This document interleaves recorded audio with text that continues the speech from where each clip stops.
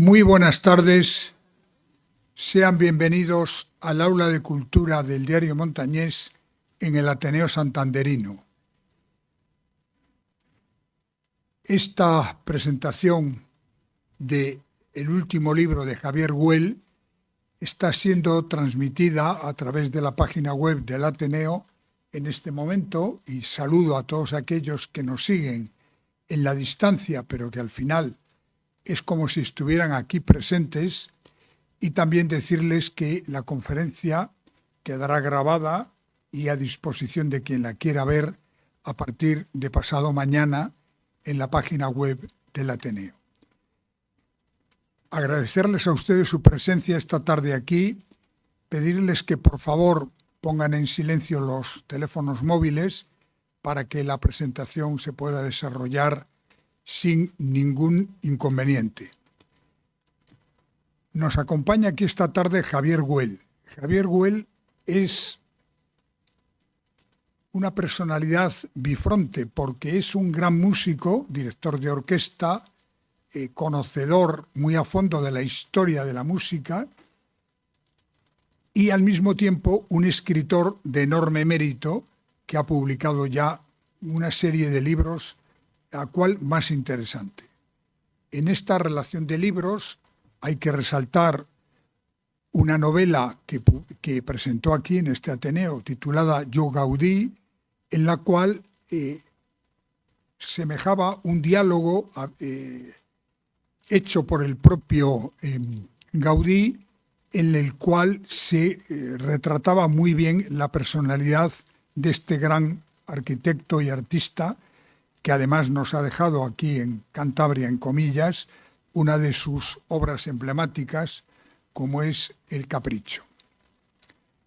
Pero además de eso, Güell se ha atrevido a afrontar un reto intelectual que yo considero de enorme envergadura, que es escribir 4 libros, 4 novelas sobre 4 grandes músicos, digamos, de los afectados por la Segunda Guerra Mundial y, por tanto, del siglo XX.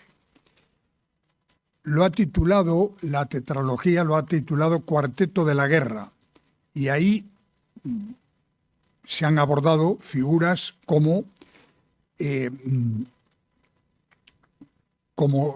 Sostakovich, que se presenta hoy aquí, sobre Schönberg, que ya creo que también estuviste aquí presentando el libro sobre... Presentando el Bela Bartok y suicidio. Y Bela Bartok en Estados Unidos, en efecto, y el de Schönberg.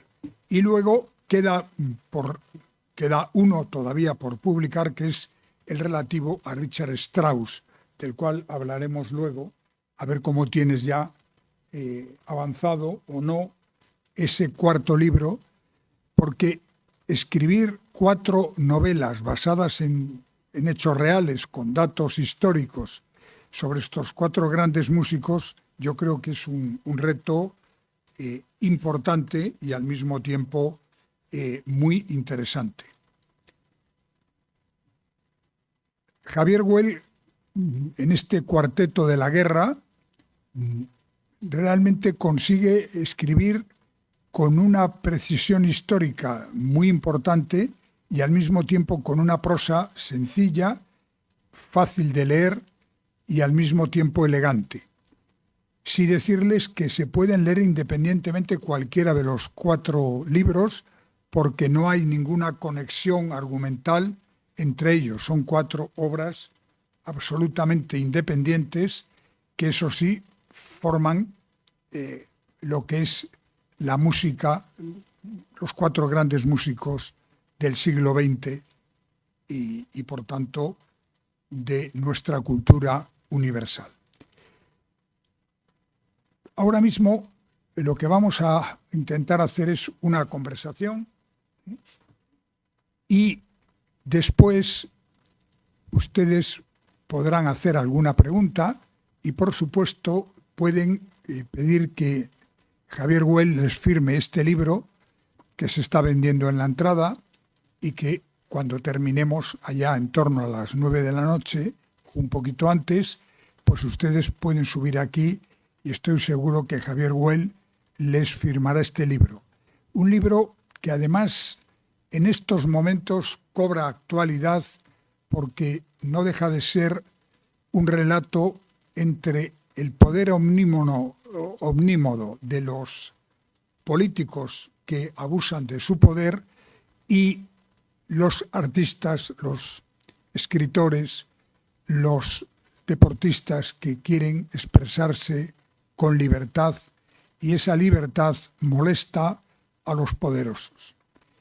En este libro, que habla de la figura de Šostakovič y de su relación con Stalin, una relación muy turbulenta, porque en algunos momentos y para algunos Šostakovič fue un músico, un artista del régimen comunista, y para otros, sin embargo, fue un disidente por los enfrentamientos que tuvo con Stalin. Yo ya sin más, Javier, creo que debemos empezar con las preguntas, ¿eh? Y bueno, la pregunta inicial es ¿cómo, por qué se te encendió en la cabeza para afrontar este reto de escribir nada menos que 4 novelas sobre los 4 grandes músicos del siglo XX? Yo creo en el siglo XX y creo también en la capacidad de los seres humanos de enfrentarse a situaciones límites. En el siglo XX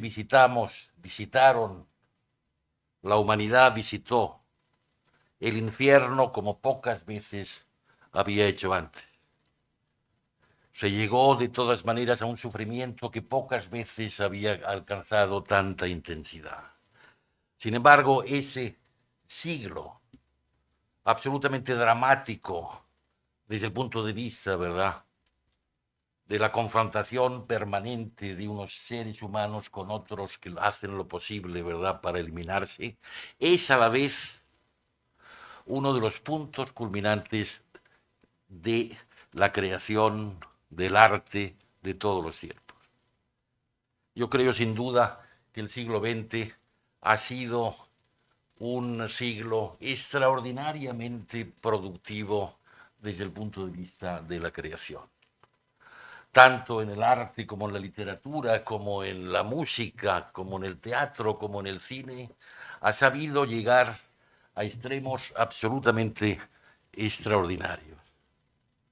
Y eso nos hace preguntarnos si los seres humanos y los creadores en concreto, cuando más dificultades tienen, más son capaces de dar lo mejor de sí mismos. Lo maravilloso de los seres humanos es que conviven en ello lo mejor y lo peor. Los seres humanos son una absoluta contradicción. Tienen, ¿verdad?, sentimientos enfrentados, el amor, el odio, ¿verdad?, es decir, pasiones enfrentadas, hasta el punto de que en esa gran tensión, desde todo punto de vista, son capaces de lo mejor y lo peor. Porque, entre otras cosas, no aprenden, ¿verdad?, de sus propios errores. Y eso lo veremos ahora en el caso de la antigua Unión Soviética con la Rusia actual de Putin. O lo veremos ahora también con el problema, ¿verdad?, es decir, en Oriente Medio. E Israel, que ha sido el país que más ha sufrido y que más ha permanecido en ese infierno del que hablaba antes con el Shoah, con el Holocausto, que es capaz de reaccionar sin tener en cuenta el que va a ser absolutamente perjudicial porque su imagen de país perseguido, de país torturado, va a ser absolutamente, ¿verdad?, es decir, perjudicada. A mí me interesaba, ¿verdad?, hacer una tetralogía. Una tetralogía es complicado. Es decir, coger 4 puntos de referencia sustancial dentro de la historia de la música y del arte del siglo XX y explicar su historia de ser capaces de sobrevivir a unas circunstancias dificilísimas, ser capaces de llevar su creación a extremos absolutamente admirables y ser capaces de también convivir con un tiempo, era el tiempo de los asesinos, que decía, ¿verdad? Es decir, Henry Miller, donde realmente, y repito, la humanidad llega al final de todo un proceso de descomposición absolutamente, ¿verdad? Es decir, importante. Empecé esa tetralogía con Béla Bartók, que era el compositor húngaro más importante en la primera mitad del siglo XX, absolutamente admirado en Europa, en todos los centros musicales y artísticos de Europa, que en el 40, cuando tiene 60 años, decide por compromiso personal ético, puesto que no tenía ningún problema porque su familia no era judía y podía, y como digo, estaba su música y su persona era absolutamente apreciado en toda Europa Central, fundamentalmente, decide por no poder soportar seguir más tiempo bajo las dictaduras de Horthy en su propio país, Hungría, y también la de Hitler en Alemania o Mussolini en Italia, abandonar Europa e irse con su segunda mujer, alumna suya, a Nueva York. Y ahí, ¿verdad? Es decir, fin, pasa los últimos 5 años de su vida. Él muere justo después de abril del 45, después de acabarse, de terminarse la Segunda Guerra Mundial, y vive con enorme dificultad, porque su música no es entendida, porque el público la rechaza, porque tiene crisis creadora hasta el punto de que, en fin, le cuesta seguir componiendo, porque su mujer cae en unas crisis psicológicas tremendas y, en fin, tienen problemas de subsistencia. Sin embargo, él aguanta y no se arrepiente nunca de haber dado el paso, sí, que había dado. Y su música en Estados Unidos, poco después de morir, a partir del 45, es enormemente apreciada, todo lo que no le fue en esos 5 últimos años de su vida. El segundo libro, que se llama, ¿verdad?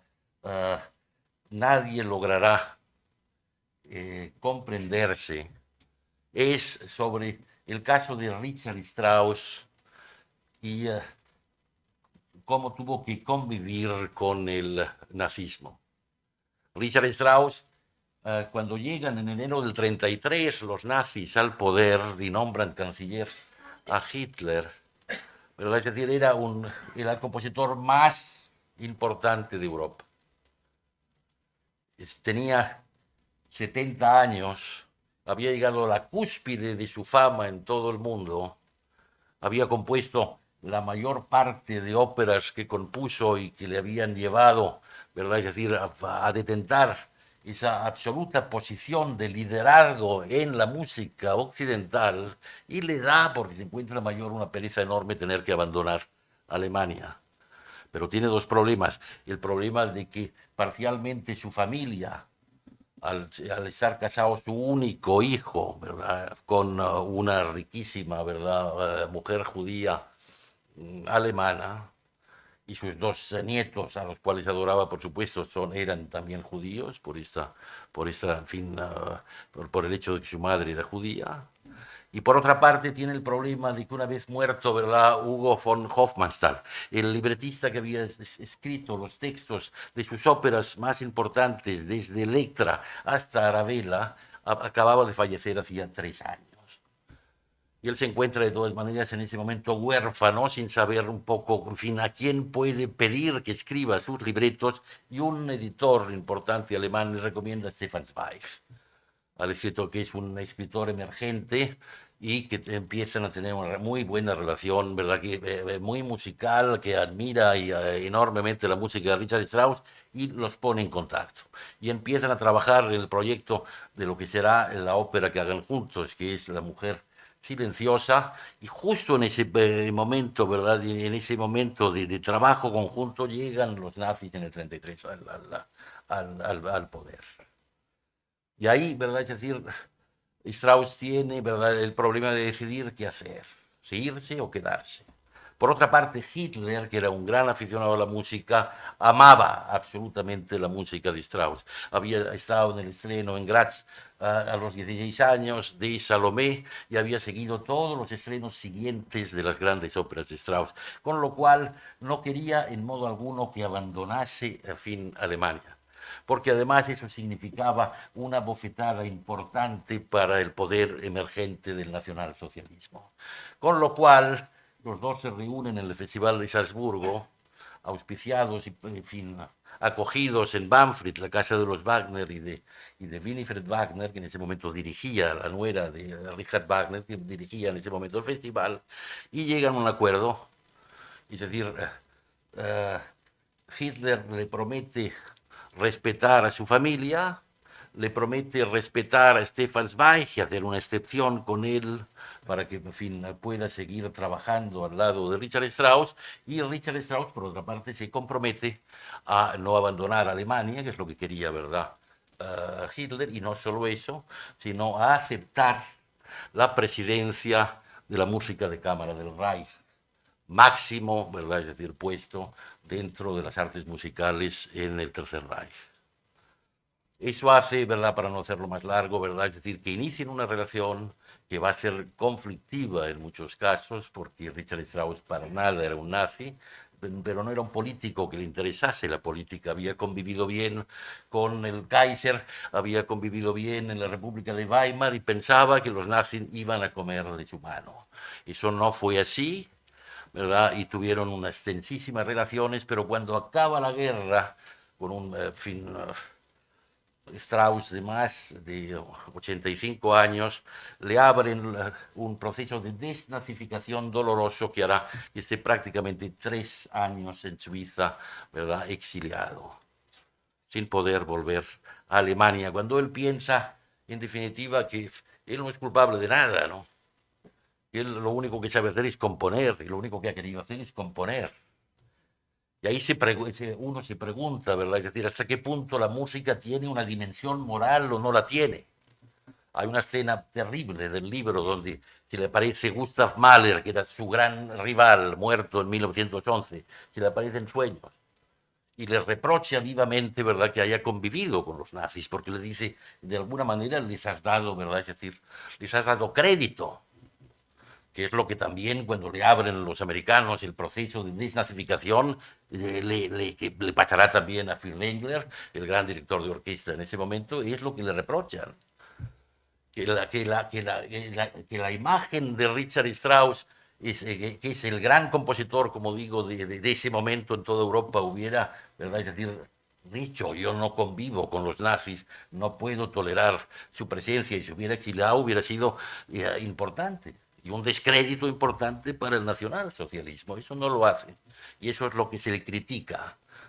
Y eso es lo que le critica también Gustav Mahler, que sí que pensaba que el arte, la música, tiene una necesaria dimensión ética, moral.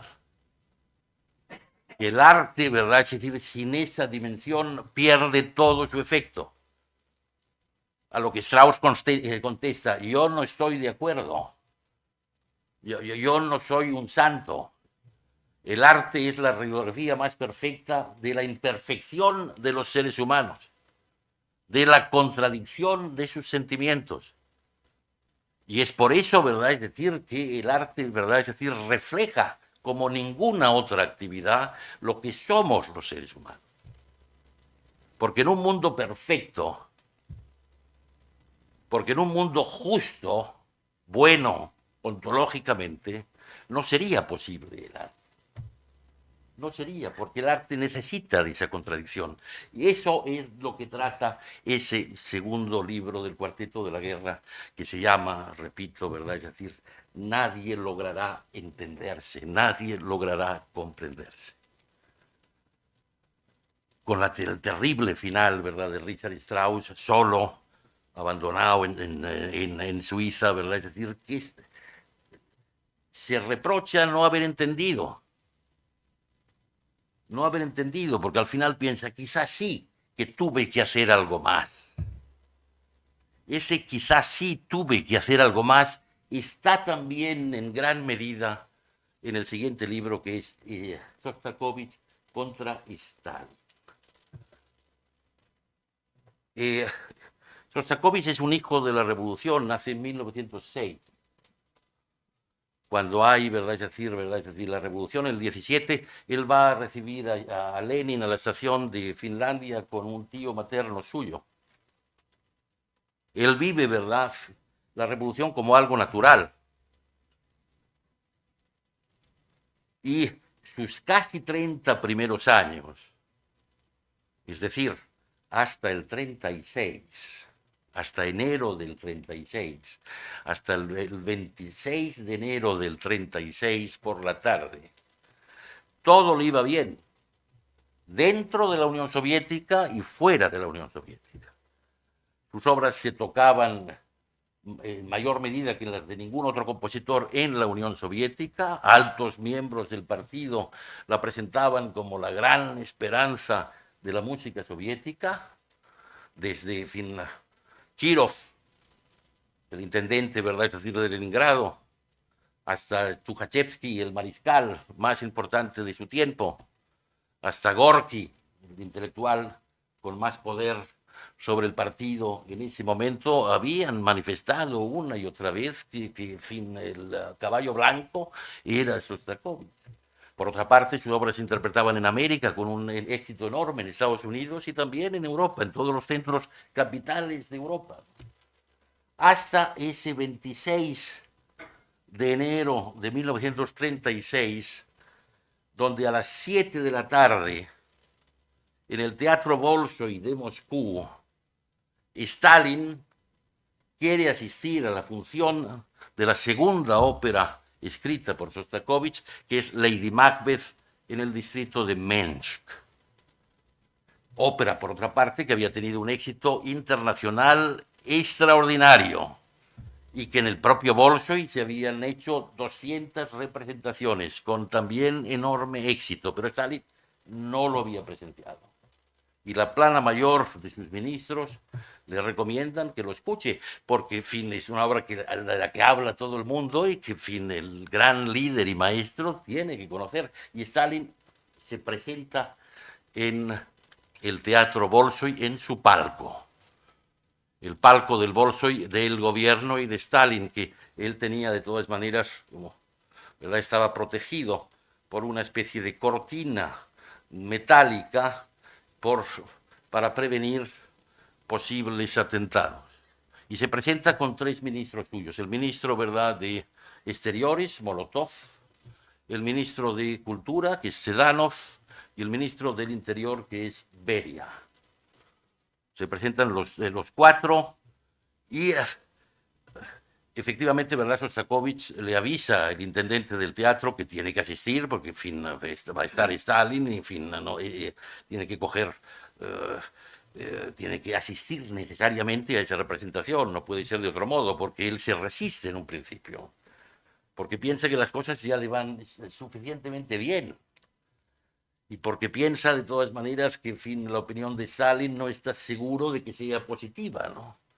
Pero el intendente le dice que de ninguna manera puede no asistir y le obliga a asistir. Y él está en el palco con Meyerhold, que es uno de los grandes directores de teatro en ese momento, que será asesinado años después, ¿verdad?, por Stalin, ¿verdad? Y se encuentran, ¿verdad?, un palco enfrente de otro y ahí en medio el patio de butacas.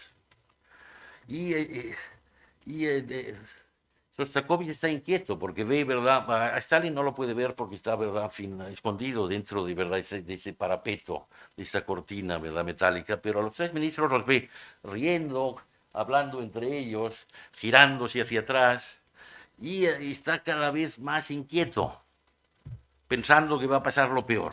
Y lo peor llega. Llega porque los 3 ministros y el gran líder y maestro abandonan el teatro antes de que concluya el 4º acto, el último acto de la ópera, de Lady Macbeth, y al cabo de 2 días sale una tremenda crítica en el órgano oficial del Partido Comunista, que es Pravda, no solo, ¿verdad?, es decir, denigrando y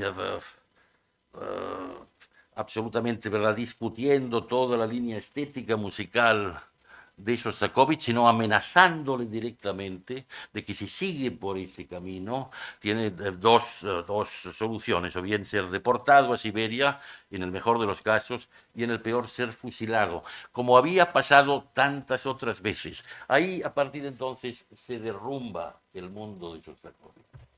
Y a partir de entonces va a vivir con un miedo en el cuerpo importante, que no le va a abandonar. Y a partir de ese momento, además, Stalin decide, con todo el aparato, ¿verdad? Es decir, de político, de todo el aparato político del partido, que los artistas en ese momento van a tener que cumplir dos obligaciones ineludibles. Por una parte, dejar cualquier tipo de modernidad occidental al margen, servir al pueblo, es decir, hacer obras fáciles, que se entiendan y que sean, en fin, absolutamente seguidas y que puedan ser amadas de manera pasional por el pueblo. Con lo cual, ¿verdad?, tienen que dejarse de toda esta dificultad del arte contemporáneo occidental. Y por otra parte, que sirva para ensalzar los principios socialistas y a él como su líder absoluto. Eso hace que caigan en desgracia la mayor parte de creadores en ese momento. Y Stalin, ¿verdad? Pero no quiero seguir ahora.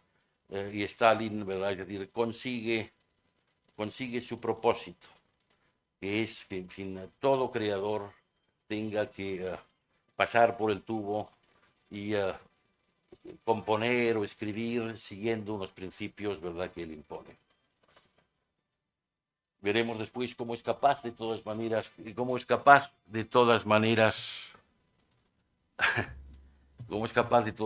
Shostakovich de salir de ese laberinto casi imposible.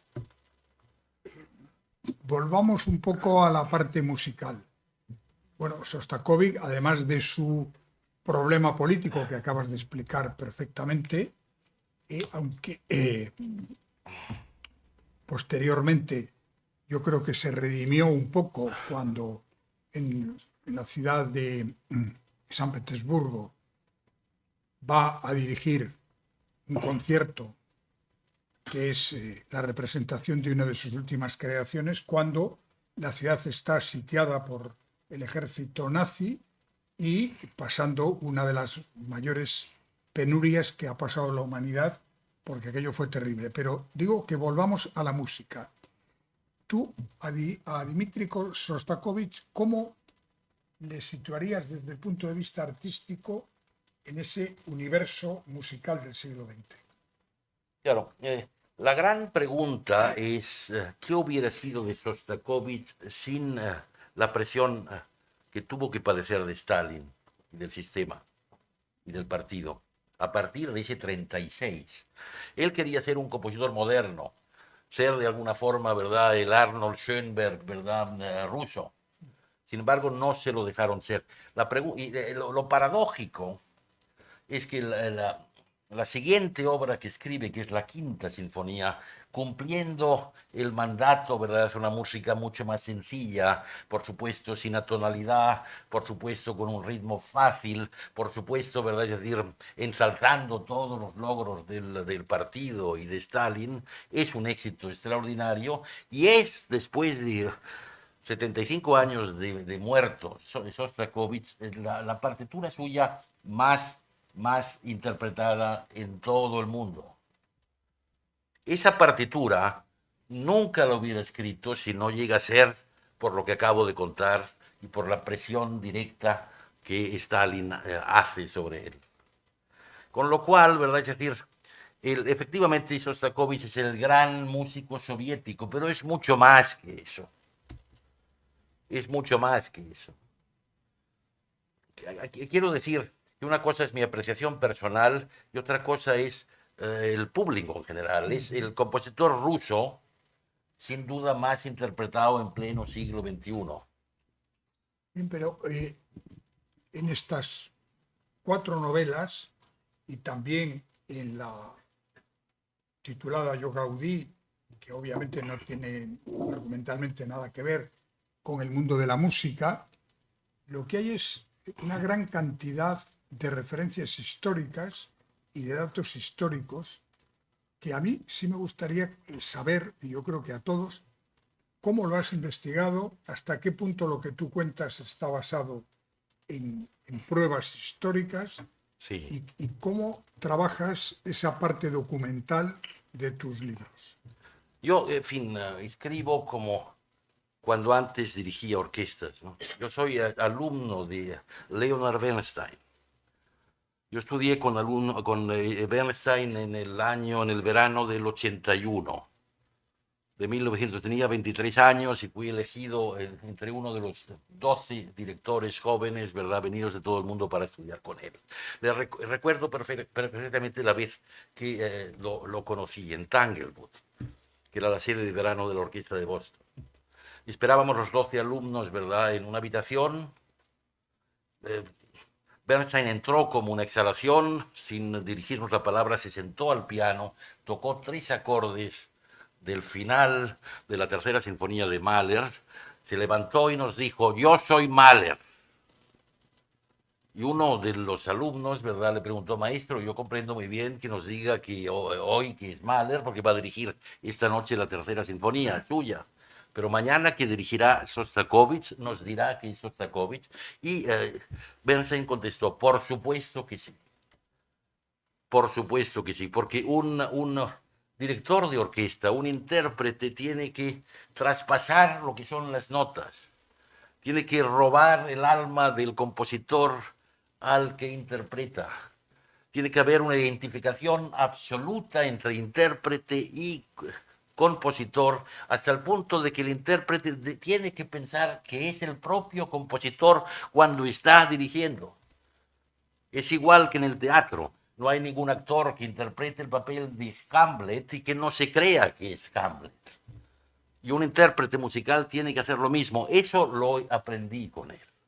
Aprendí con Bernstein tantas cosas, que no hay nada más que buena y mala música, y que la buena y mala música existe también en la música clásica, en el jazz, en la música popular, etcétera, etcétera. Aprendí a dirigir fundamentalmente tanto la quinta como la séptima de Sostakovich. Sobre todo el tercer movimiento de la quinta, que era considerada una obra bastante superficial, bastante, en fin, ¿verdad?, es decir, con grande apología del propio, ¿verdad?, sistema soviético, desde el punto de vista puramente, ¿verdad?, armónico, muy convencional. Y sin embargo, con Bernstein aprendí que eso que existe, porque era la imposición que Stalin, ¿verdad?, es decir, le obligó a hacer, de alguna forma lo que era extraordinario en el caso de Shostakovich es que lo que parecía no es lo que era. Lo que había detrás de las notas era inmensamente rico y contradecía la apariencia. Y estudiamos profundamente con él el tercer movimiento, que es el movimiento desde el punto de vista expresivo más apasionado, más dramático.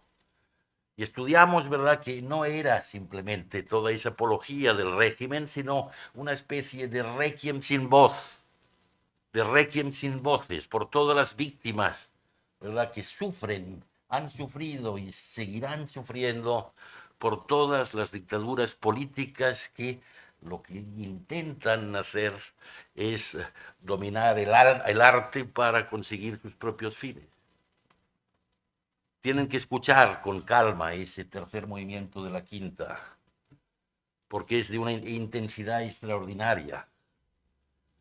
Es una radiografía perfecta de ese momento histórico que tuvieron que vivir, donde Shostakovich nos dice: a pesar de todas las dificultades, a pesar de todas maneras de todo el sufrimiento que tenemos que soportar, tenemos la obligación absoluta, con todas las limitaciones que queráis, de expresar y de expresar a través, ¿verdad?, de lo que sabemos hacer, en mi caso, la música. Y expresar el dolor de los seres humanos, y expresar la contradicción de los seres humanos, y expresar el absoluto coraje que significa seguir viviendo ante circunstancias absolutamente, ¿verdad?, dramáticas, difíciles. Y ese testimonio ese testimonio de arte, pero sobre todo de vida, ese testimonio humano, es sin duda algo extraordinariamente potente, extraordinariamente significativo. Y, Javier, de lo que nos estás contando, se podría deducir que en ocasiones los sistemas dictatoriales, los sistemas totalitarios, no solamente no consiguen ahogar el genio creador, sino que a veces hasta lo estimulan. Sí, sí, pero en la mayor parte de los casos lo que hacen es ahogarlo y hundirlo, ¿verdad? Es decir, en ese momento había creadores, en la época de los años duros, de verdad, del terror de Stalin, son 37, 38, principios del 39. En esos años, ¿verdad? Es decir, la creación, ¿verdad?, sufre extraordinariamente y son pocos los que aguantan. Sostakovich aguanta porque es casi el único capaz de conseguir transformar el miedo que va a tener a lo largo de toda su vida, que no dejará de tener incluso 20 años después de muerto Stalin, el miedo a que lo vayan a detener en tu casa por la noche, la policía secreta, que se presentaba en casa y te llevaba, y él tenía la maleta preparada en el umbral de tu casa por si acaso, ¿verdad? Es decir, le venían a buscar para no tener que despertar a su hija pequeña, a su mujer. Eso se le queda grabado completamente y no puede, ¿verdad?, olvidarlo, ¿no? Pero efectivamente a él es casi el único. Prokofiev, ¿verdad?, que tenía un exilio dorado, maravilloso, ¿verdad? Es decir, Sergei Prokofiev o todos los grandes compositores rusos que hasta el 36 viven en París en una situación privilegiada. Sus obras se interpretan en todo el mundo. Tienen unos derechos de autor formidables. Viaja constantemente y los soviéticos le convencen de que vuelva en el 36 a la Unión Soviética sobre la base de que van a respetarle y que van a proporcionarle todo tipo, ¿verdad? Es decir, de bienestar y de favores. Él se lo cree y va, y es un absoluto desastre, porque se mete, ¿verdad?, en la guarida del lobo, se mete, ¿verdad?, en un agujero del que no podrá salir. Decía antes que el único que se salva de toda esta quema, el único no, pero de los pocos que se salvan de esta quema, desde el punto de vista de creación, es Shostakovich, porque es capaz de transformar ese miedo que siente en un estímulo creativo. Y lo consigue. En una de las páginas finales de este libro hay una reflexión que a mí me parece muy interesante y que se puede resumir en esta frase o en esta pregunta que dice: ¿puede la música combatir el mal? Ese es el problema, ¿verdad? Ese es el gran problema del que hablan mis libros. Mis libros van mucho más allá de la música. A mí me interesan los sentimientos humanos, la contradicción de los seres humanos, el sufrimiento atroz de personas, ¿verdad?, que no saben para qué están en este mundo que estamos todos y que nadie nos ha pedido permiso para empujarnos a él, ¿no? Es decir, ¿qué sentido tiene, verdad? Es decir, ¿qué sentido tiene que el arte pueda ser como una especie de, no diré, ¿verdad?, que resuelva el mal, pero que de alguna manera lo pueda explicar?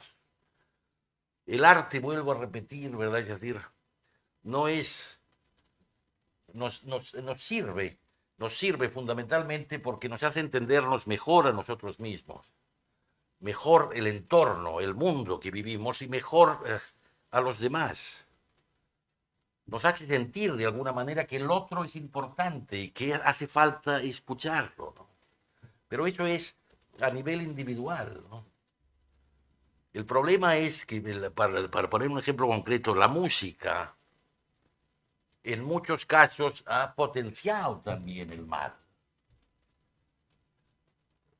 Hitler era un extraordinario apasionado y un solidísimo apasionado de la música, y sabía del efecto extraordinario que tenía la música desde el punto de vista de sensaciones, de voliciones, de psíquicas. Por eso en los campos de concentración se ponían, ¿verdad? Es decir, en fin, la música estaba absolutamente presente. Yo escribí un libro sobre eso, que se llamaba Los prisioneros del paraíso. una novela que consistía en retratar eso que pasó en Terezin, en ese campo intermedio, previo a Auschwitz, al cual mandaban los nazis a todos los prominentes, que eran los grandes artistas judíos de su tiempo, en todo ámbito. Y como había presiones de la Cruz Roja Internacional y presiones internacionales para saber qué estaba pasando en esos campos, ¿verdad? Hicieron como una especie de teatro para presentar algo idílico, donde todos vivían, ¿verdad? Es decir, plácidamente y podían componer, escribir, hacer obras de teatro, etcétera, para que pues, justamente poder abrirlos a ojos internacionales y a engañar a todo el mundo, y lo consiguieron. Una vez hecho esto, ¿verdad? Es decir, los enviaron todos, ¿verdad?, a Auschwitz, pero sin querer dejar el tema que más me importa, ¿verdad? Es decir, que es la sensación de que el arte no puede combatir el mal. El arte lo único que puede hacer es, de alguna forma, intentar mejorar a algunos seres humanos. Algunos seres humanos que, en fin, escuchan la buena melodía que tienen y resuena en su interior. Eso es lo que me parece importante destacar. Y eso es casi lo único de lo que tratan mis libros, ¿no? Es decir, primero de la necesidad moral o no, ¿verdad?, que tiene todo proceso creativo. Y después, ¿para qué sirve el arte? Al margen del puro retrato de unos seres humanos muchas veces atroces y otras veces maravillosos, ¿no? El arte tiene esa dimensión de poder combatir el mal, de mejorar el mundo. No lo creo. Yo no lo creo, pero hay mucha gente que sí lo cree. Gustav Mahler, por ejemplo, ¿no? Gustav Mahler sostenía, y ahí está el tremendo capítulo donde se enfrenta en sueños a Richard Strauss y le dice: tú eres un traidor, porque, en fin, cualquier artista que incumpla la misión, ¿verdad?, de mejorar el mundo y de hacer un arte moral, lo que hace de todas maneras es traicionar su propia profesión. Yo no creo en eso, porque yo creo que los seres humanos, vuelvo a repetir, son absolutamente contradictorios, conviven en ellos lo peor y lo mejor, ¿no? Y el arte refleja esa confrontación y esa contradicción de los seres humanos. Y si no puede reflejarla, ¿verdad?, se queda sin esencia. Sí, pero en tu caso hay un proceso bastante singular, y es que escribes de dos maneras: una, partituras, música, y otra, literatura. ¿Cómo consigues pasar de los pentagramas a las páginas en blanco Eso es que la tienes gran, es mi que cerrar? jardín, eso, ¿no? Es mi jardín, quiere decir, es mi nicho, es lo que efectivamente me distingo de los demás. Yo creo que la literatura tiene que estar más próxima de la música de lo que está. Creo que los escritores que yo admiro, como James Joyce o Marcel Proust, o, ¿verdad?, es decir, o, o Hermann Broch, tantos otros, ¿verdad?, es decir, han sido buenos músicos todos, ¿no? Han atendido lo que es el ritmo musical, lo que es el silencio, cómo trasladar a una página escribiendo lo que es el silencio. En una partitura es más fácil, pero escribiendo cómo hacerlo, ¿no? Ahí está, de todas maneras, ¿verdad?, es decir, el reto, y mi reto en particular. Yo creo que la literatura hoy en día es, de todas maneras, una literatura sin riesgo. Y fundamentalmente la novela no tiene riesgo, porque sigue parámetros muy convencionales. Justo lo contrario de lo que pasó en los grandes años donde explotaron literaturas apasionantes, con Kafka, con Broch, con Joyce, con Marcel Proust. Eran aventuras absolutamente maravillosas desde el punto de vista creativo, donde no seguían parámetros, en fin, y los copiaban, ¿no? Donde había una aventura creativa en cada proceso creativo. Y eso me parece, en fin, que en el siglo XXI, por lo menos en estos 24 primeros años de ese siglo XXI, yo no lo veo, pero tampoco lo veo en música. Ahí quería yo, perdón, ahí quería yo también que nos hables de la música que se está creando La en estos música, momentos del después de la siglo XXI. explosión brutal que hubo en el siglo XX en el ámbito musical, que fue absolutamente formidable, extraordinario, personajes como Arnold Schoenberg, que marcan absolutamente el destino de la música después de recibir una herencia de 5 siglos de música occidental, lo que constituye, y en eso estoy en este momento, una de las revoluciones más fantásticas, porque, es decir, todo el proceso dodecafónico, que ahora sería largo de explicarles, pero que es más sencillo de explicar de lo que parece, ¿verdad? Es como consecuencia del agotamiento de la tonalidad. La tonalidad que queda herida de muerte a partir de Richard Wagner y a partir de su Tristán, y que la segunda escuela de Viena con Arnold Schoenberg a la cabeza le da la puntilla en la primera década del siglo XX, y por eso es necesario, como entiende Schoenberg, y lo trabaja en silencio durante más de 10 años, llegar hasta donde llega, ¿no? Con el único objeto de volver a darle fuerza expresiva a una música agotada. Él pensaba que no tenía interés en repetir una y otra vez cosas que se habían ya probado antes, con buen resultado, pero en todo caso había que ir más allá. Este ámbito también pasa en la literatura, también pasa en la literatura, en igual medida. Y los héroes que fueron capaces, ¿verdad?, de conseguir romper esquemas anteriores, utilizando toda esa fuente y ese caudal formidable de lo que era tradición para llegar a otro ámbito, eso fue absolutamente sensacional. En el caso, vuelvo a insistir, de los escritores que he dicho antes, de Kafka, de Joyce, de Proust, etc. Vamos a hacer un pequeño cambio de guión y vamos a pasar a ese libro que tú presentaste aquí, en este Ateneo, titulado Yo Gaudí, que es una novela en la cual el propio Gaudí, tú le tomas su voz para hablar en su nombre. ¿Piensas seguir escribiendo novelas de ese tipo fuera de lo que es el ámbito musical? Yo tengo el compromiso de acabar con la tetralogía. Estoy metido dentro del cuarto libro, y será sobre Arnold Schoenberg y su éxodo a los Estados Unidos como consecuencia de la llegada de Hitler, ¿verdad?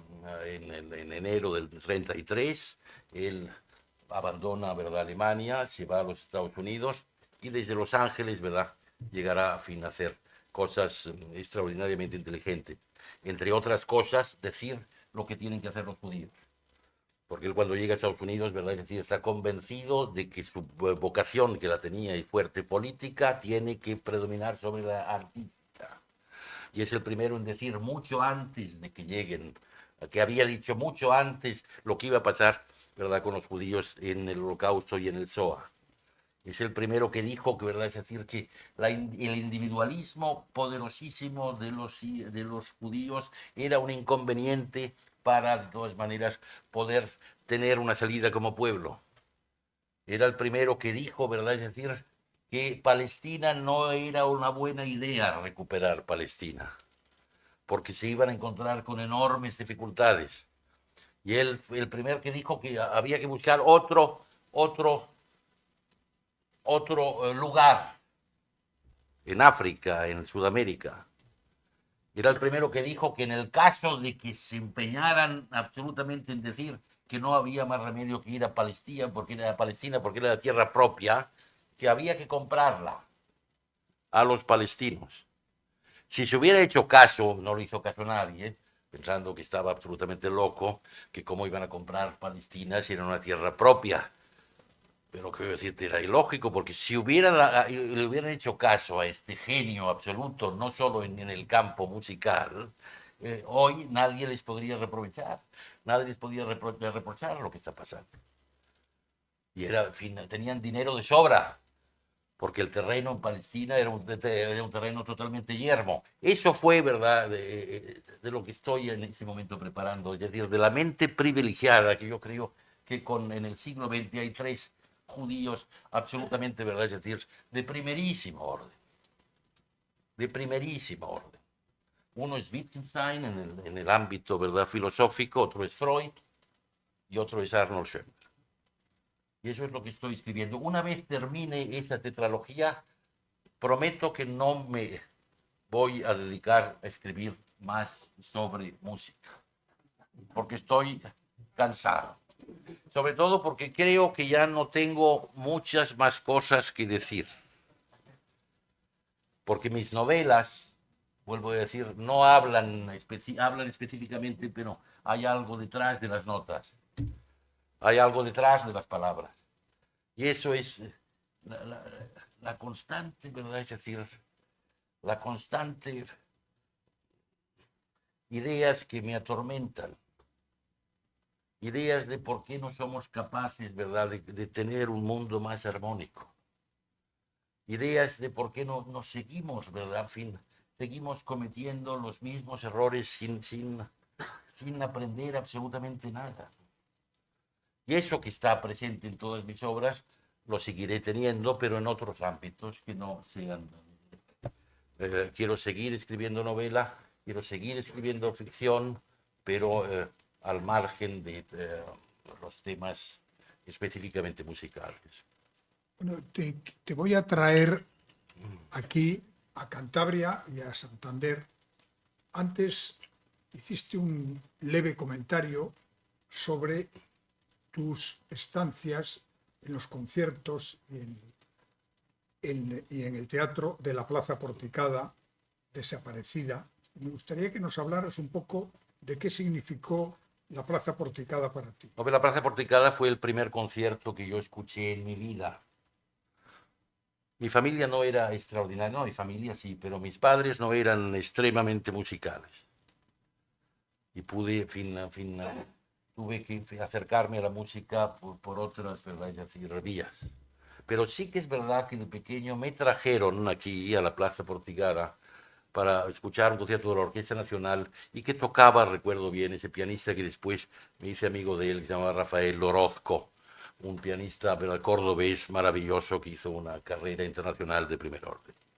Y ahí tocó el primero de Tchaikovsky. Ese fue la primera recuerdo que yo tengo de la Porticada. Después he ido infinidad de veces. Santander para mí ha sido, ¿verdad?, es decir, un referente importante. Me he sentido bien en Santander. Ayer paseaba por la noche, me fui a cenar a Cañadío, me pasé, ¿verdad?, es decir, y me sentía en casa. Y eso es fundamentalmente porque, en fin, mi familia, yo específicamente, que comillas, este pueblo que está tan cerca de aquí, es algo sustancial. Hemos pasado toda nuestra infancia, toda nuestra adolescencia, he pasado. Es decir, la primera vez que leí a Proust lo leí en Las Cavaducas. La primera vez que escuché, ¿verdad?, es decir, la Quinta de Mahler lo escuché en Las Cavaducas. Las novias que tenía, ¿verdad?, es decir, en fin, que tenía en comillas, eran importantes. Eran importantes.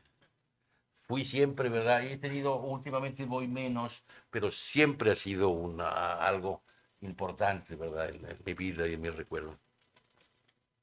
Bien, pues yo creo que ha llegado el momento de que ustedes puedan preguntar aquello que consideren interesante, y les recuerdo que después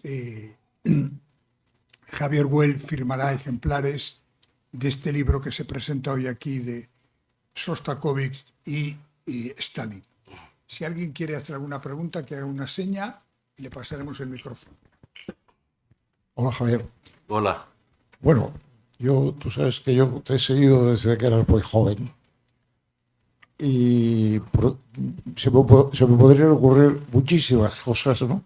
Pero hay una pregunta que me ha surgido justamente al hilo del final de tus intervenciones, que verdaderamente me llama mucho la atención. Después de, efectivamente, la enorme explosión de lo que todavía es la música nueva de efectivamente el siglo XX, toda la llamada Segunda Escuela de Viena, con el gran Schoenberg, pero no solo Schoenberg, sino Alban Berg, etc. Después de eso, todavía sigue existiendo una música, por decirlo de alguna manera, más nueva. Pierre Boulez, Xenakis, etc. Hay compositores actuales, compositores que están estrenando óperas, compositores que están estrenando óperas. Mi pregunta sería, desde tu punto de vista, si yo te, no quiero ponerte en un aprieto, pero bueno, si yo te preguntara un nombre, ¿quién es para ti en este momento el Schoenberg del primer tercio del siglo XXI? No, sin duda, lo que pasa es que tiene ya 80 años, sin duda, ¿verdad? Es Helmut Lagemann. Helmut Lagemann, al cual yo conozco intensamente, había trabajado con Luigi Nono y había hecho la música más importante, pero es una música heredera completamente del final del siglo XX. Si a mí me preguntas si hay en este momento, ¿verdad?, un compositor tan potente como los que acabas de nombrar, como Xenakis, como Ligeti, como Penderecki, como, ¿verdad?, es decir, Kurtak, o como, ¿verdad?, es decir, Boulez, no lo veo, porque lo que sí que veo, o mi amigo, Wolfgang Rihm, que es el gran compositor de mi edad, ¿verdad?, es decir, también, ¿verdad?, dentro de la escuela, de buscar una nueva expresión más accesible, no tan dura como lo era la música serial, ¿no?, que yo creo que es, ¿verdad?, es decir, ha sido, porque acaba de morir, a mi edad, ¿verdad?, en Alemania, porque es alemán, yo creo que es una referencia, pero ya escribía obras extraordinarias, ¿verdad?, durante el final del siglo XX. Aquí hay compositores extraordinarios también. José Manuel López López, por ejemplo, que vive, ¿verdad?, en París. Pero toda su composición, ¿verdad?, es heredera del siglo XX. Si me dices, hay algo nuevo, verdaderamente significativo, que no tenga nada que ver con el siglo XX, que sea propiedad exclusiva del XXI, yo no lo veo. Pero no lo veo tampoco en el ámbito de la literatura, porque hay gran literatura, pero son herederos y han formado parte también del siglo XX, ¿no? Esa nueva voz, esos nuevos profetas que tienen que llegar, que estoy seguro que llegarán, todavía no han llegado. Que no sean simplemente herederos del siglo XX, de ese siglo absolutamente apasionante que lo que hizo es explotar en el aire todos los principios que se habían mantenido hasta entonces, ¿no?, en literatura, en pintura, en música, en cine, en teatro, en todo. Esos nuevos profetas que esperamos lleguen y que todo siglo de alguna manera ha tenido, en igual medida que fue un profeta, ¿verdad?, Beethoven para el siglo, ¿verdad?, es decir, XIX, porque es capaz de crear las bases absolutamente que estructuran todo lo que es la combinación más perfecta de pasado y futuro con un presente absolutamente glorioso. Eso, ¿verdad?, esa gran esperanza en esos grandes creadores, esos grandes profetas, yo todavía no los veo. No sé si he contestado a la pregunta. Más preguntas, anímese. Sí.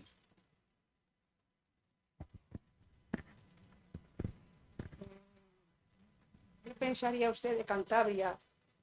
Que hay un gran músico que ha muerto ya, pero ni se le ha puesto el nombre a una calle, ni se ha hablado de él. Por ¿A quién otras se cosas, refiere? ¿A quién se refiere? a José Francisco Alonso, Sí. el pianista, Sí, mundialmente reconocido. sí. Y aquí en Cantabria, pues nada. Lo único que tiene una tablita donde nació él, que es próximamente aquí, a una calle aquí. Pero nada, lo demás, ¿qué le parece a usted eso? No me parece bien, pero no me parece bien, pero España ha sido muchas veces, no siempre, poco generosa con sus artistas. España tiene el problema de creer poco en la cultura muchas veces.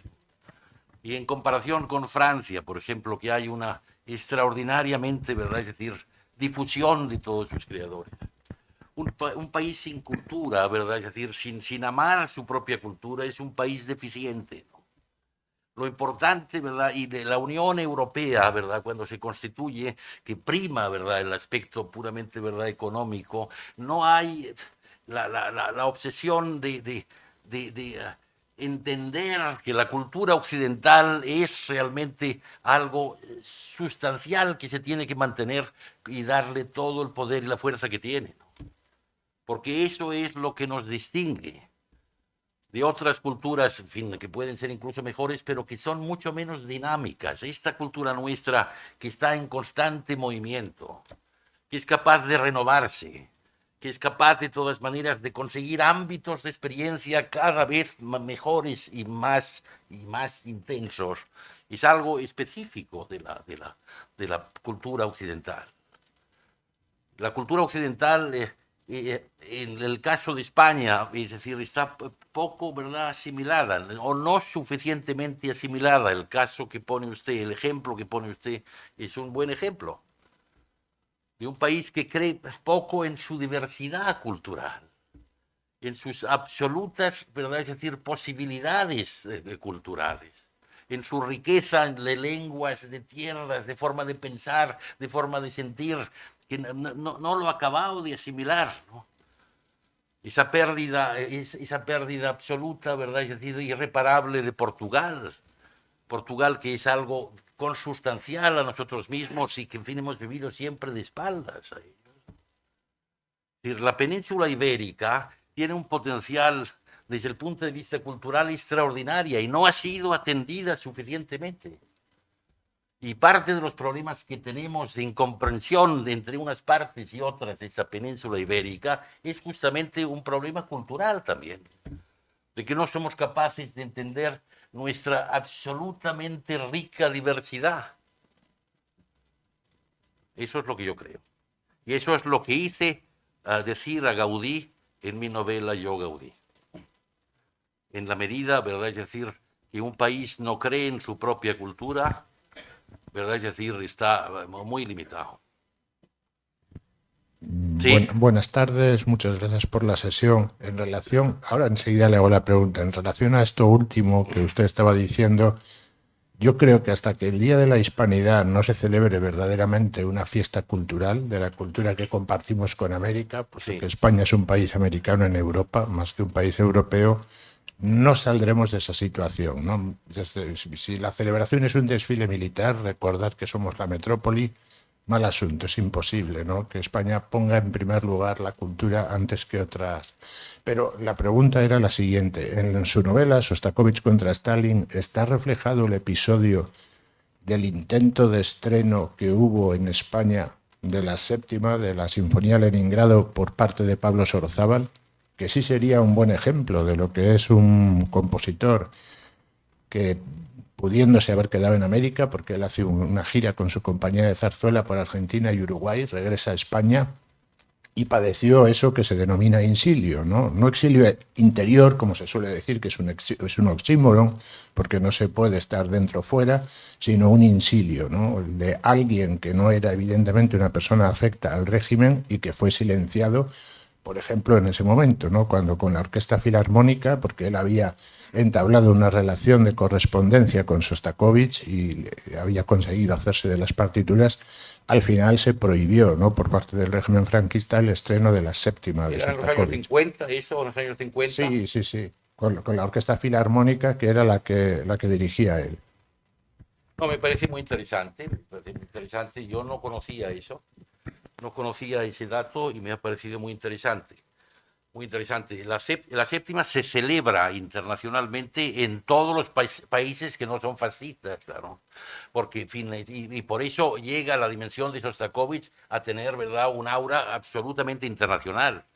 El estreno con Toscanini, ¿verdad?, y la NBC, por las ondas de la NBC, en el 42, ¿verdad?, desde Nueva York, desde la radio, es seguida por millones y millones, ¿verdad?, de americanos. Es decir, los países aliados, ¿verdad?, toman como bandera, como estandarte, ¿verdad? La Sinfonía Leningrado, que de alguna manera lo que hace es reflejar el valor y el coraje de ese pueblo de Leningrado contra, ¿verdad?, las hordas, ¿verdad?, hitlerianas. Y es, ¿verdad?, a partir de ese momento, Shostakovich se convierte en una figura de ámbito absolutamente internacional. Y la séptima de Leningrado es estrenada en toda Europa, y lo que hace es superar el ámbito musical, porque vuelvo a repetir que es la bandera aliada en contra del fascismo. Y por eso, ¿verdad?, Shostakovich sale 4 o 5 veces en la portada del Times en los Estados Unidos, y su música es considerada algo que va mucho más allá de la propia música. Efectivamente, su música, la Leningrado, no se interpretó porque fue prohibida en los países, ¿verdad?, es decir, fascistas. Y en España, años después, porque por eso te he preguntado cuándo era, ¿verdad?, es decir, esta prohibición, había pasado 10 años a lo mejor del término de la guerra, seguía prohibiéndose, pero eso es porque nuestro país tristemente formaba parte, ¿verdad?, de lo que era, ¿verdad?, es decir, es el ámbito del eje, ¿no?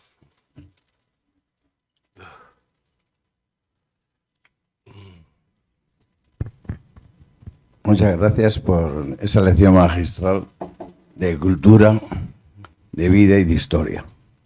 Mi pregunta es, la electrónica, esos ruidos que tenemos, ¿cree que puede ayudar? Que la pregunta, sí, perdón, acabe, eso me divierte mucho la pregunta. Sí, acabado la pregunta. No, sí. no, nada más es que la música electrónica, por decir música, yo le digo ruidos, a mí, por ejemplo, me agobia. Y soy Pero una porque persona... de todas maneras no es capaz de organizar. Yo admiro, dentro de los nombres que hemos puesto antes, enormemente, porque lo conocí y lo llevé a Madrid para hacer conciertos, a John Cage. John Cage intentó estudiar en Los Ángeles con Arnold Schoenberg. Y Arnold Schoenberg, después de unas clases, le dijo: lo siento, pero es que no eres músico, eres un inventor, una persona muy original, pero no eres músico, no te puedo seguir dando clases. Se equivocó ahí. Porque una de las imaginaciones más poderosas que yo, como mi experiencia de músico, he tenido es con el trato de John Cage, que no era un compositor de hacer estructuras formales y musicales muy complicadas, pero era capaz de transformar los ruidos en sonido. A mí me decía Javier, cuando tú vayas por la calle y escuchas todo tipo de ruidos que te fastidian, que te molestan, intenta organizarlos como si fueran notas. Estoy de acuerdo. Intenta hacer algo con ellas. Pero que no me te agobie. dejes consumir por ellas, no te dejes, ¿verdad?, es decir, en fin, avasallar por el... ¿Qué es música?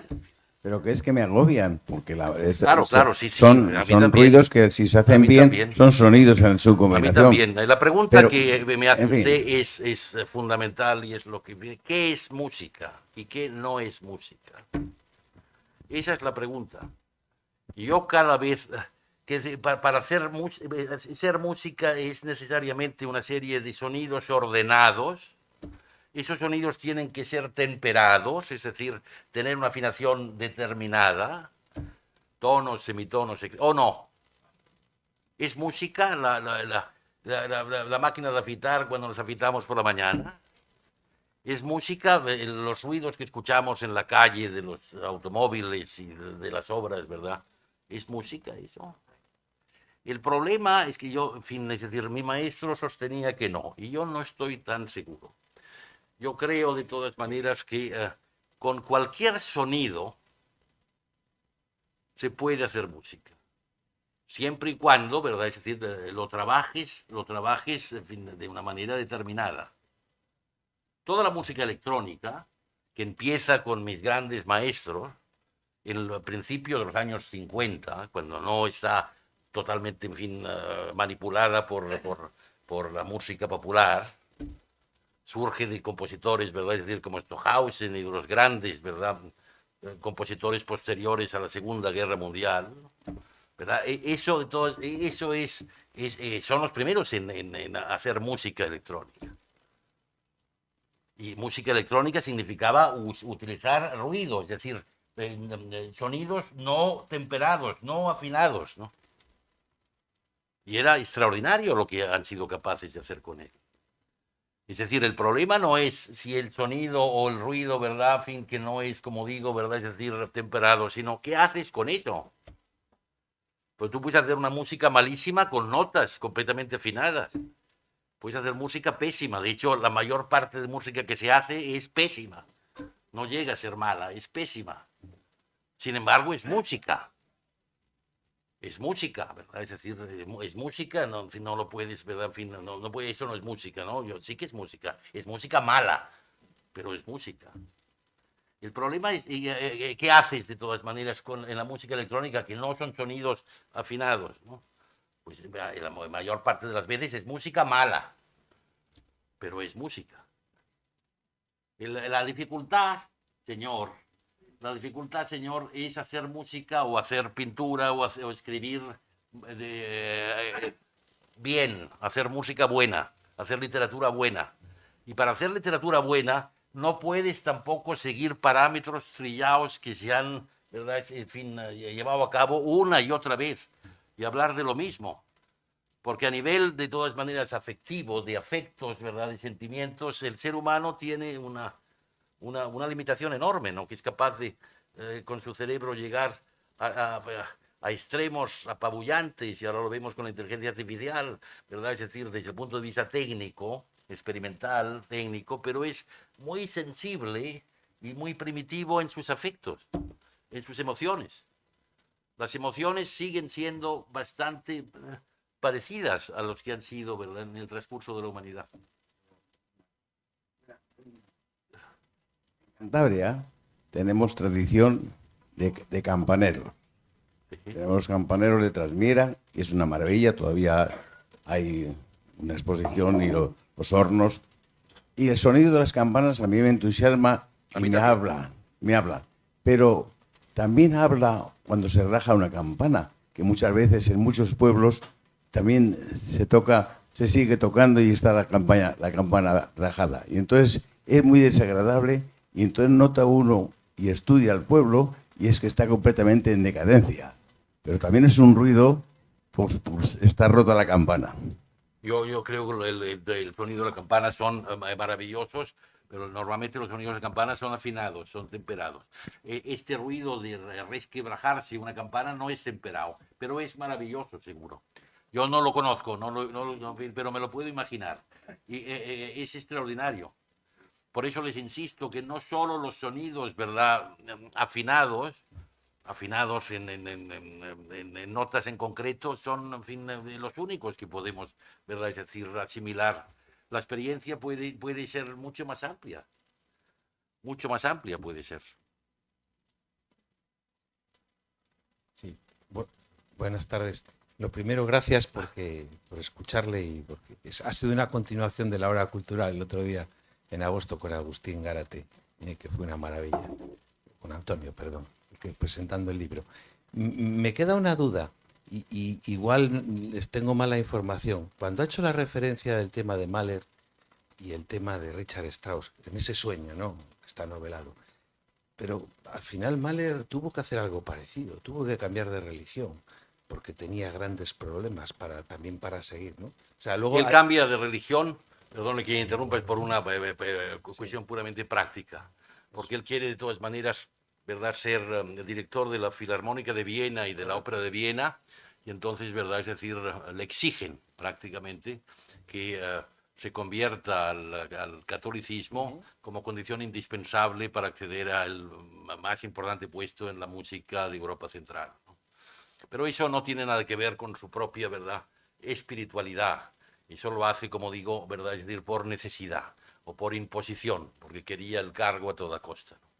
Lo que es bonito en Mahler, que también es una persona muy contradictoria, también es una persona muy contradictoria, pero tenía, ¿verdad?, absoluto deseo de explicar, y en su música que refleja, sus sinfonías que son absolutamente básicas, que conocen ustedes, porque son cartografías intensas de todo lo que es, ¿verdad?, es decir, bueno y malo en los seres humanos, de todo lo que es sublime y repugnante en los seres humanos. Quizá el mejor fotógrafo o radiógrafo de esa sensibilidad y esa inteligencia humana, ¿verdad? Él estaba convencido, y lo vuelvo a repetir, que la música tenía que ser moral, porque debía primero combatir el mal y después reflejar el ámbito mejor de los seres humanos. Yo lo único es la practicidad de Richard Strauss. Richard Strauss, que es un compositor que yo de joven amaba menos, porque usted sabe bien, es decir, que los directores de Mahler dirigen poco Strauss y al revés. Tienes a Barenboim, que dirige poco Mahler, porque de todas maneras, o Phil Wengler, que no dirigió prácticamente nunca Mahler, ¿verdad? O Telemann ahora, ¿verdad? Christian Telemann, el joven director, que dirige poquísimo, ¿verdad? Es decir, también Mahler. Había los mahlerianos y los straussianos. Y yo creo que es una estupidez esa confrontación, porque son dos caras de una misma moneda, ¿no? Pero es evidente que el burgués, el hijo de cerveceros de la mejor cervecería de Múnich, el burgués que decían, no me metáis en líos y dejarme de una puta vez en paz, porque yo estoy aquí para hacer lo único que quiero hacer. Y cuando le preguntaban por la dimensión, ¿verdad?, social, política o humana de su música, decía, yo no creo en las dimensiones, ¿no? Ni siquiera compongo para los demás. Me parece muy bien que a los demás les guste mi música, pero no es mi objetivo. Yo compongo, ¿verdad, Manuel Ángel? Porque no tengo más remedio que componer, porque si no me moriría, porque lo necesito como una fuerza física interior que me hace, que me lleva a hacer lo que hago. Eso, ¿verdad? Es decir, en el caso de Strauss es exageradísimo, es llevado al extremo más absoluto. Y cuando él no entiende que le crean ese gran problema, ¿verdad?, después de la guerra, llamándolo traidor, llamando colaboracionista, llamándole, ¿verdad?, es decir, pro-nazi, se queda, ¿verdad?, es decir, sin saber qué contestar. Dice, ¿usted qué me dice? Yo he detestado toda mi vida a los nazis. Mi temperamento no puede ser más alejado de las grandes gestas y los sueños absolutamente ridículos que han tenido los nacionalsocialistas. Yo soy un burgués que lo único que sabe hacer es componer. Y a pesar de todo, ¿verdad? Es decir, ustedes no lo entienden, porque creen que mi música debe servir para mejorar a la humanidad, para hacer mejores a las personas, bla, bla, bla. No me interesa eso. Yo compongo, y de la manera que lo hago y cómo lo hago, por la única razón de que no puedo hacer otra cosa, y que porque es algo interior, que me brota con fuerza extraordinaria y que no puedo contener. Porque si la contengo, me muero. Son dos distintos. Por eso la confrontación Mahler-Strauss es maravillosa. Porque ves los polos radicalmente enfrentados. Bueno, muchísimas gracias. Y luego, para finalizar, un comentario, y es un poco por el chauvinismo, en cierto modo, ¿no? Me ha encantado esa reflexión de que los escritores, la mayoría de ellos eran grandes músicos. Yo lo digo por Gerardo Diego, que era un buen músico, claro, un gran pianista, un gran crítico, y como es de la tierra, parecía bien añadido. Claro, tiene toda la razón. Pero usted fíjese que de todas maneras los poetas siempre se han acercado más a la música, ¿no? Porque la poesía y la música están más unidas. El problema es la novela. El problema es la novela que es el ámbito que más me interesa en este momento de mi vida. Y mi lucha es justamente conseguir, ¿verdad?, que la novela, que la prosa, tenga pautas musicales, aprenda más de la propia técnica musical. Porque en definitiva, ¿verdad?, la poesía sí que ha entendido eso. La poesía y la música están siempre hermanadas, ¿no? Pero no tanto la literatura. Y los grandes, no solo poetas, los grandes, ¿verdad?, es decir, escritores en prosa, que han sido músicos, han escrito, por lo menos para mí, de una forma que me llega mucho más, que eran los que habíamos hablado antes. Muy bien, ¿hay alguna otra pregunta? Pues creo que procede felicitar a Javier Güell por esta excepcional conferencia, que además ha mostrado la pasión que tiene por el tema que aborda y que por tanto es todo auténtico y real. Muchísimas gracias, Javier. Gracias al Ateneo y gracias a ti por invitarme ya por tercera vez. Bien, y ahora, si ustedes quieren, firmará ejemplares. Bien. Javier.